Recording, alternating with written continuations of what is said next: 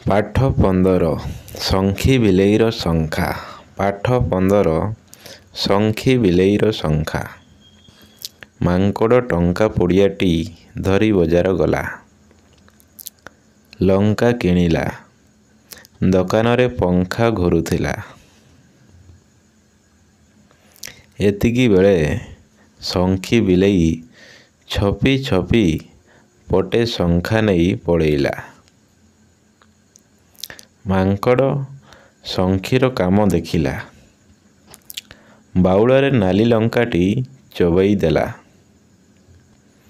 ଲଙ୍କା ଖାଇ ମାଙ୍କଡ଼ର ମୁହଁ ବଙ୍କା।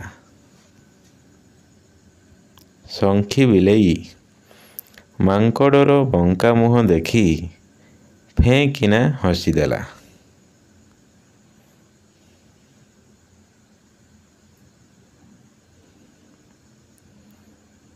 ଏଇଟା ହେଉଛି ବିଲେଇ